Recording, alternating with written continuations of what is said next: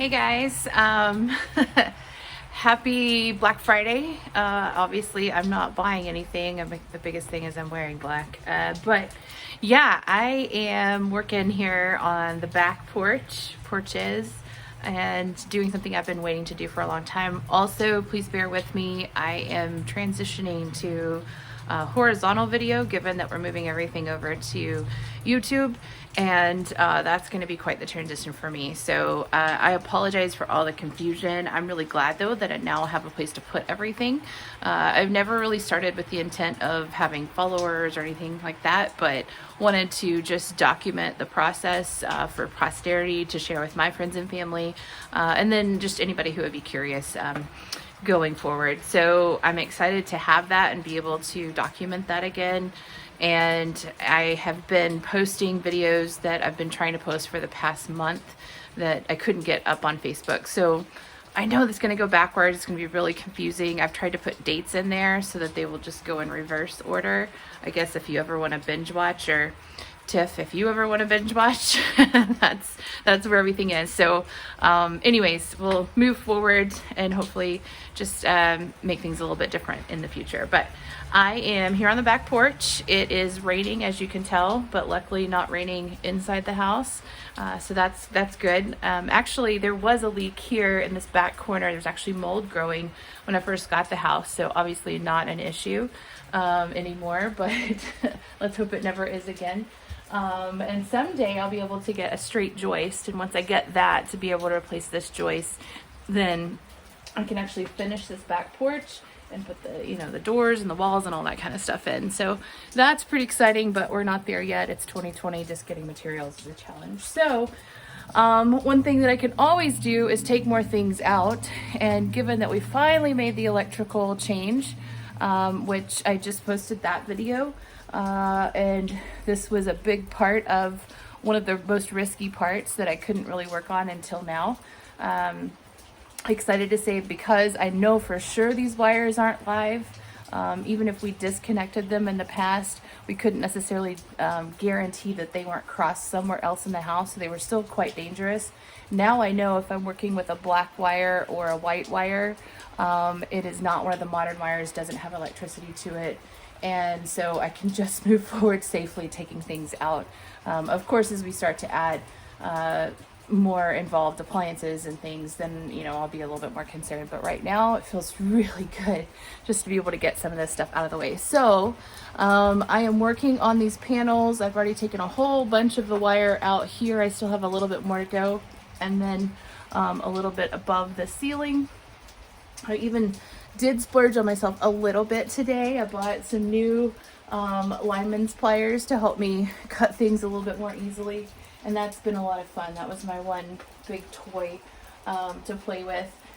Now the next challenge, also funny thing, dirt dauber nest on the bus bar. So anyways, bugs are quite a challenge around here. So the sooner I can get some of this stuff enclosed, and that's one of the reasons why I'm doing screened in porches everywhere. I think this is going to be better.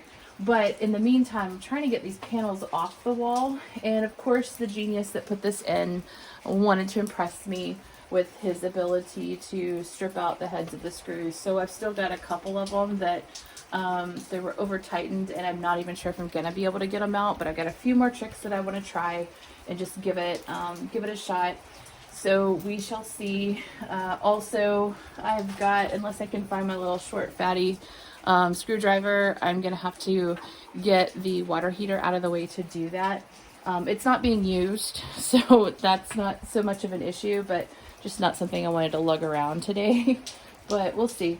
And I am going to continue working just a little bit more today, but I want to go ahead and do a video because it has been overcast and cloudy all day, and I think it's just going to get darker. So I wanted to go ahead and just kind of get something out of the way as far as progress goes.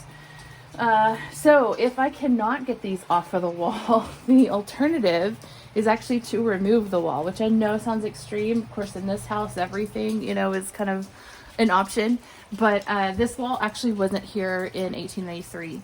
So the original Sanborn that I've seen has this area open, which does kind of make sense. It's just one porch that goes completely along the entire back side of the house. And then somewhere in the, I think it was in the 20s or 30s, this wall does pop up on the Sanborn map. And that does kind of make sense because it kind of separates your public from your private. And if people were sleeping on the other side of the porch, that would give you just a little bit more privacy. It also would help with noise too, because again, we've got really loud train tracks on the other side. You living here, you don't necessarily notice all the time, but when you're trying to have a conversation with someone, it is disruptive. So I can see where, you know, they might have finally decided to put a wall here. So I could actually rebuild this wall. You can get this siding still. So that is a possibility, but let's hope it doesn't have to come to that. And then of course this water heater will be going away totally because we're not going to be using gas heat anyways. We're going to be doing it on demand, and it will be electric, which I know does require a significant amount of energy, but for one person on the regular, that won't be so much of a big deal. So yeah. So let me show you the other area that I've been working on.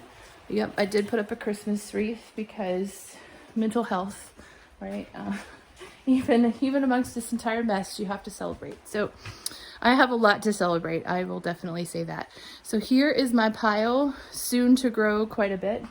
And yeah, the big thing that I've been doing is taking the wiring out of the ceiling. There are still a couple that are way up there that I'm gonna have to wedge myself up in between all the joists to get to it. And also there are a few of the actual live modern wires as well. I will be securing those as I go, so that's another fun project. Here's the staples to do that. So yeah, the thought was that as I was doing that, taking wire out, securing wire, I would also be putting in insulation, which was really one of the things that I was thinking about, because y'all, it's about to start getting cold and I would like to be a little bit warmer and quieter in the room up above. So in doing that, I wanted to first start by getting some of this wiring out of the way. Additionally, I've also hit a little bit of a snag, which is not going to come as a surprise. The insulation that I have is basically, I wanted a specific type. And so the type that I have right now is off sizes, just kind of weird pieces that you could totally cobble together. It's going to provide, you know, some great thermal performance and acoustic performance and even some fire performance. But in reality, it's not necessarily exactly what I would have ordered.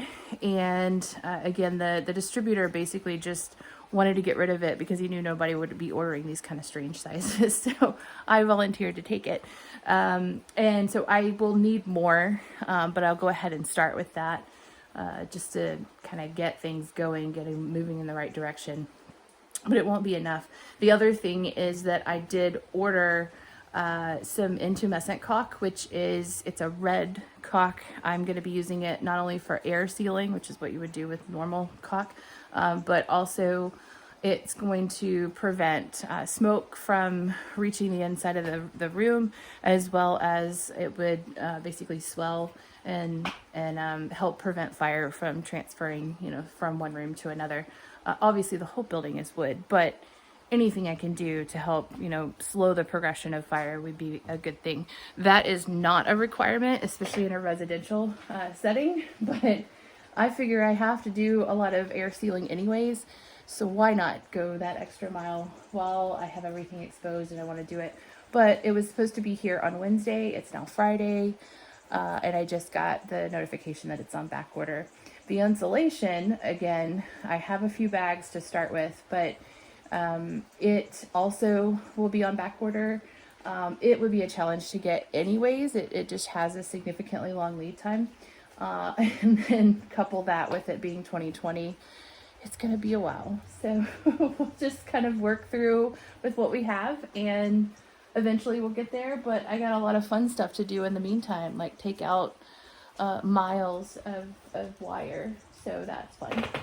Anyways, the other thing that I'm going to try and do before it gets too dark is take this ceiling fan down, because it has made me laugh for quite some time. I got a little ahead of myself during the demolition process. When I actually took the floor out, I forgot that I needed to take out the ceiling fan first. So it has been here just kind of hanging out in all of its two blade glory for, gosh, maybe a year or two. It's been a while. So I'm excited to have that out of the way as well. I am debating what I'm going to be doing as far as going back with the ceiling here.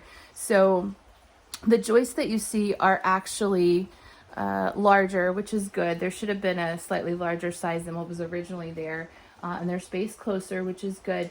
They're not the original height though. Those are still here in place.